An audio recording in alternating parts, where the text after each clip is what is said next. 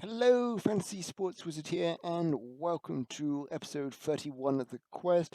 And today it's a bit of a trading catch-up as we continue the aftermath of Footmas and into the new year.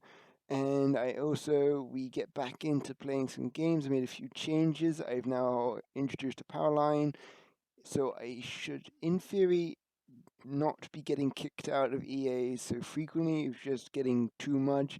I was attempting to qualify for FUT Champions, and in 4 attempts, I had 3 DNFs, even though I was still connected to EA servers. So yeah, that was the last straw.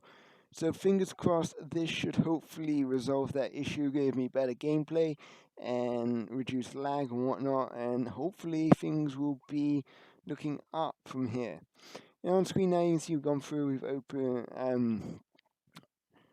got a few new players, like Conte sold, I packed him again, I now have an untradable Conte. You're also going to see that I sold several Chris Smallings. I kept packing him as like the guy that I just seemed to pack this year, and now I have an untradable version of him, so I managed to make like 46k from those 2 cards alone, so I'm quite happy with that. But like a lot of this is all like bronze pack method and selling during FUT Champions weekend. It's the best time to sell all like the fitness cards, the healing cards. They just sell. And you can see the one to watch Dembele sold. I kind of wish I'd held on to him, but there was no guarantee that he was going to get in Team of the Week. But in the end, he did get in. So alas, I lost out a little bit there. But I'd rather get something back for what I paid than lose it all, so to speak, is what's happened with like Michi Batshuayi and Sadio Mane. But Mane right now, I'm quite happy to keep in my club.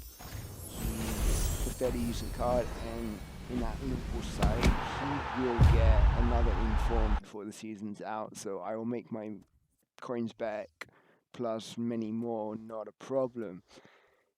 So that's where we are with that. And we'll open up our weekly packs. Nothing great, a few consumables that we're then going to be able to sell on and whatnot and make more money from. But for the most part, nothing special. It's just club fillers that we can then throw into squad builder challenges when we need them and whatnot. I mean, some of the cards you'll see that I wind up using some I'll just keep for to the end of time, but basically, yeah, squad fillers, but for the most part, nothing great again. And yeah, so right now, Team of the Year has just been released, and they decided to switch around. The forwards are in packs right now instead of the defenders and goalkeepers, which is a bit different. But the market has gone to pot. I am hoping that I'm going to be able to pick up some really good deals on a lot of next in forms like both of the club. But on the other hand, EA have also released a ton of squad builder challenges, so that might counterbalance all the packs being open, so it's hard to see what will happen. But with the amount of packs going on, it's gonna eventually like saturate the market. That's the theory anyway.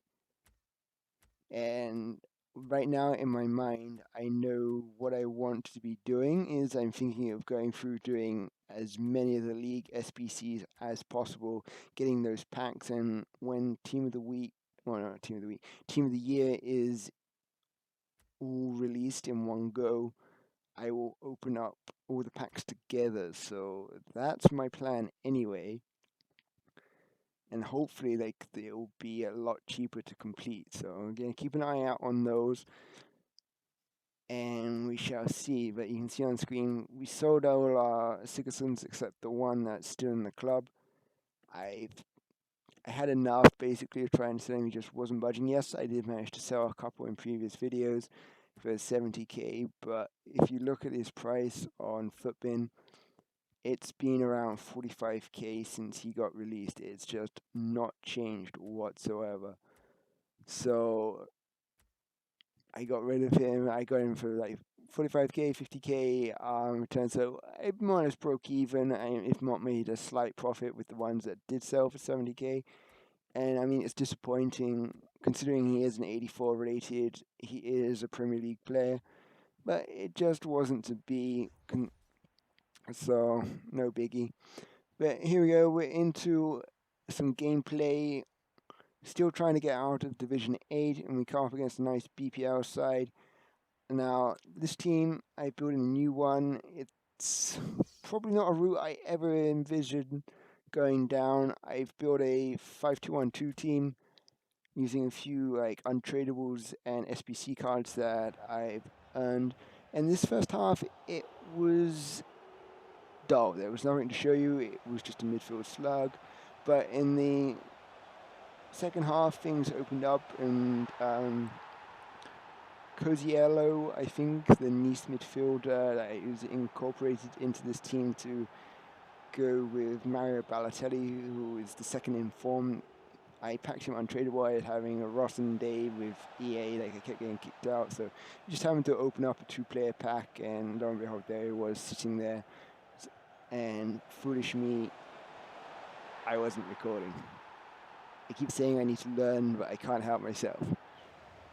But this episode, to quote a certain Air Japes, Mario Balotelli gets what Mario Balotelli wants. He just comes alive in this episode.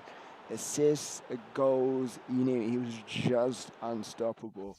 And I got to say that Insigne SPC card from Footmoose is another amazing card. Like, he's got pace, he can finish. It's just a really nice card to use. Like, it just fits in. Whenever you want, you can pause the video just there and catch up on what the team is. I'll go through it at the start of the next time I use this team. But this team, we come up against a nice Bundesliga team, and it is generally a budget OP Bundesliga squad with Coman, Renato Sanchez. Gustavo is meant to be pretty good this year as well, so like, this guy knows what he's doing to build a team on a budget. But this team, we get started early on with Balotelli rifling it into the bottom corner, not a problem, 1-0. And I'm just going to let the gameplay fold out. It was a pretty entertaining game. I'll talk about a few of the goals that I score.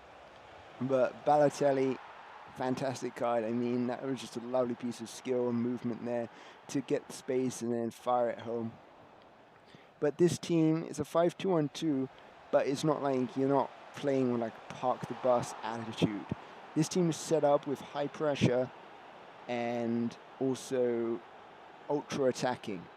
That is the big difference. And there's a few player instructions on certain cards, like the fullbacks are always overlapping.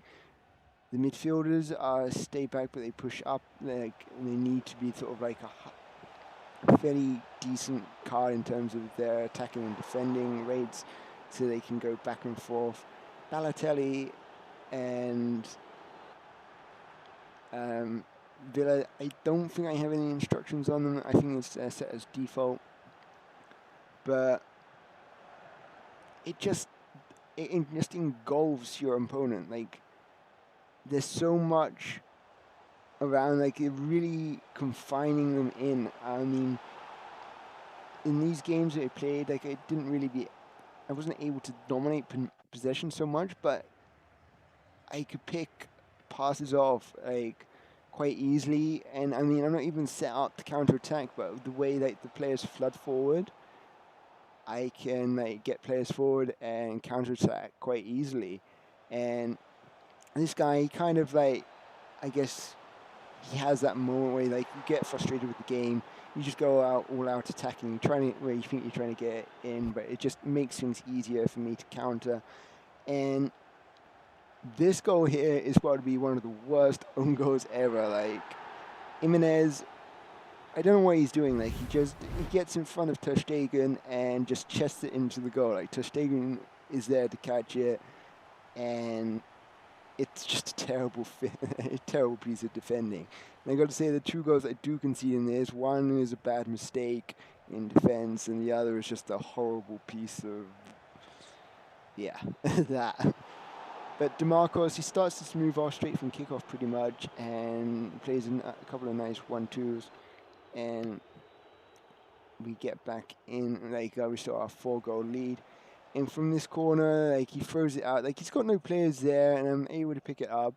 DeMarcos again, he's going to set up Javinko, who flicks it ahead, completely sells the other guy. Like, he's got acres of space now to run in, and he's just going to thread it home for Insigne with this lovely finish. Again, it comes on as an impact sub to wrap this game up 7-2 and put us 1 point off promotion. So if you enjoyed this episode, please leave a like, comment, and subscribe. Aside from that, I'm the Fantasy Sports Wizard, and I shall see you on next time. Bye!